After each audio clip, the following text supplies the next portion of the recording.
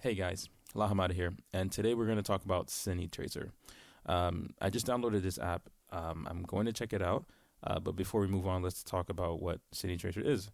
So, Cinetracer is a real-time cinematography simulator made with Unreal Engine. The hybrid game slash app gives the user control of real world based camera and light to visualize realistic scenes and capture them to storyboard. So basically, what this is let's say if I wanted to make a short film and I'm done writing the script and I'm going to do my shot list and I want to visualize what exactly this scene is going to look like. So this software is there for people who want to basically pre-visualize what is in their head. So basically, you're gonna take what's in your head and bring it to life, and then you're gonna do the specifics on like, okay, let's put a 50 millimeter on the lens.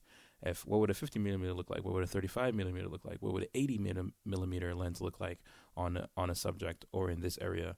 And you can do all of that on here. You can, as you can see over here, you can put in your ISO. You can put in a dolly. Um, you can add in lights, you can add in characters, you can build your own sets. Everything is completely, it's just there for you just to completely manipulate and make the scene yours. So I just downloaded the app. It's over here. So we're gonna go over here and click new project. Double click on that, and over here, as you can see, it looks like pre-built maps basically. So this spot looks pretty interesting. It kind of reminds me of that one show on Netflix. I forgot what it's called. Um, but yeah, let's pick out this guy and let's call it. Let's call it test. Let's call it test run. As you can see, I am. Looks like I am in the game right now. All right, so I double click on the space bar to move around. So this looks like a motel. I wonder how I can turn my. Oh, okay. So I was wondering how I can turn my camera, and basically I do that by right clicking the mouse. So I'm moving around in here, or out here, I should say. And this is pretty nice. I don't know what the resolution is right now. I do have a 4K monitor here, and it doesn't look like it's moving in 4K right now. So I'm just gonna go to the settings. I don't know how I'm gonna do that. Maybe we can just click up here on home. Um, Main menu, maybe not main menu, but okay, maybe you can just forget about it for now. Anyway, so yeah, so it seems like this was all built in Cinetracer. Like this is like a pre-built location that Matt Workman did. As you can see, very highly detailed. He got the little van there. This looks like a scene from Punisher as well.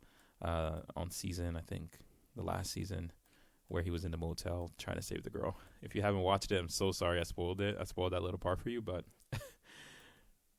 it's been out for a long time now. So anyway, so I double click on it, and it looks like I could run by holding down on Shift, and we're running. Could we go into a building here? Could we like, maybe not. Maybe we can't go into a building. Do we change views? I see on the bottom there that we can change the view by clicking, I think, on V. All right, so this is cool. This is another way we can look around by holding on to this. And I think we have another way, which is like first person point of view. And then I think there's, okay, I think that was it. I thought it was more than that, but okay, so let's hold on to the tab button, and we can pull out our camera right now. So let's take out as you can see, we have a free camera, we have a tripod, we have a camera dolly, a camera crane, hi-hat, and then we have a handheld camera. So let's make a establishing shot, right? So let's take out the crane, and wow, this is huge. This is a huge crane. So let's just drop it down like right there. So as you can see, it's already like completely extended, it looks like. And we can actually enter the camera, it seems like. Or actually we can enter the crane, and we can position the crane wherever we oh my god, this is so cool right here. We can position the crane wherever we want to position it. So let's say I would want to position it right here, right? Let me click V for view again. And basically right now, as you can see on the top right, it kind of looks dark, but I'm in the camera right now. And I think it looks dark because the ISO is very low, it probably seems like. And to change that, I actually don't know how to do that yet. So, let's see. Arm length. Oh, okay. So we can take the arm out by hitting space, and we can bring it back in by hitting control. Sorry, I kind of got it there from the mic. That's pretty cool. And I think I need to plug in my keyboard because I don't know what the left, you see where it says R? It's moving around. I don't know what the L stands for. I need to get my PlayStation 4 controller because I do not have an Xbox One, so I'll be right back. So we have, so we have panning for the left side. So we're panning right now, as you can see, and I can move up and move down for tilt. So actually, I can do the same thing. Actually, wait, I can do the same thing for both. It seems like. Okay, awesome. That's pretty nice. Okay, so let's exit the. Oh wait, okay, so this is the view that I was looking for actually. All right, awesome. So this is basically you in the camera right now. As you can see, it's on 400 ISO. We have the T-stop. We have the length, which is 12 millimeters right now. We have the distance between the, I think the subject. You have a lot of information here. Even the arm length, we have how much, what is the percent the arm length is extended. So this right here is really, really, really awesome for storyboarding because right now we can set up our scene. Let's say the motel scene, we wanted an establishing shot like we have here. And we wanted it at, let's say, let's bring up the what's it called? The iris, okay? So the T-stop, we can move it up a little bit if we wanted a darker shot. Obviously, you don't want to underexpose. I think this is a really good exposed. Well, actually, let's go back down. Yeah, maybe this is pretty good. So yeah, as you can see, we can control a whole bunch of things. So I can zoom in and zoom out into. So you have a 25 millimeter lens right here. This is a 50 millimeter lens. 35, 25, 18, 12, and then I guess it goes more, I don't know, 300 millimeter. I guess that's super close. I can't even see anything. All right, so let's just take it back to the 12 millimeter part. 12 millimeter. Let's move our camera a little bit more to. Actually, I'm thinking let's jump over this fence really quickly. Let's jump over the fence and let's get the shot from right over here. Okay, let's enter this mode again and let's click V, and then as we can see, it's a better shot right here. This is a much more pleasing shot than the one that we had before. And as you can see, the arm length again, we could move it back, and we can also move it forward by hitting the space button. So as you can see, they're pretty cinematic. And as you can see, look at the ground. It's just the reflecting. Oh, it's actually raining. So that's pretty cool. So right now the camera's actually not moving forward. It's the crane that is moving forward, and we can push it back. And that's just that right there. You could see how you could already feel how your project. You can already get a taste of what your project can look like by just using this software here. And I just really think that's cool. On the top right, as you can see, right now it's on 16:9, but we can change it to 2:1 as well as 2.4:1. Really cool cinemascopes here that you can change it to. You can really get a feel on exactly how your movie is going to be. As you can see, 4:3. This is pretty cool. A show that I watched recently that had this 4:3 was Homecoming on Amazon Prime. That was a really, really good show. I highly recommend it. Yeah, so as you can see, 1:1, 16:9, 2:1. The 2:1 looks pretty cool. I think I'm going to keep it on that So what we're gonna do next, we're gonna try to add some characters into the scene just to make it a little bit more, how do I say this, dynamic. Let's do it.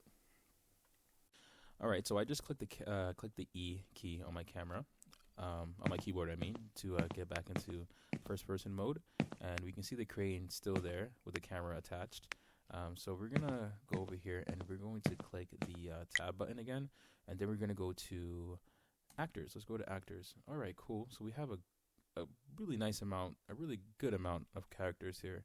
I've been seeing this character all the time on the Mac Workman's tutorials online, which is pretty cool. But he has some new characters I haven't actually seen before. Let's get this dreaded up guy over here, and let's let's put him right over here, just because. It's like, all right, so we could change his Y, Z, and X axis. It seems like we got him, as you can see. Let me go into first person mode. This is our character right here. It looks cool. I think he actually 3D scanned this actor here. I'm pretty sure he did. He did some really good things with 3D scanning. So let's click R again, and let's add in some more characters. Let's add in this guy. Since it's raining, we're gonna add him there, and we can put him right here, and let's click R. I think we can rotate. Yep. So we can have him talking to this guy over here. Let me go back to first person mode. First person mode. And we can click R again. And we can have him just looking like he's talking to his mate over there, his homie. All right, it looks good. It looks pretty,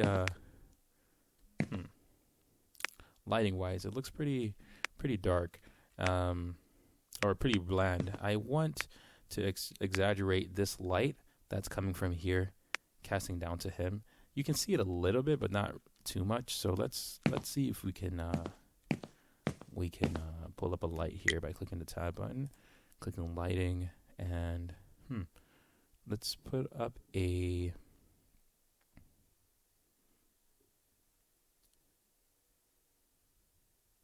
LED light. Okay. Wow, this is bright. So this is an LED light right here, and we can like hook that up right up there, and let's put down the intensity a bit.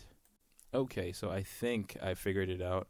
I just left the view that I was on, and so now basically we could have adjusted everything that I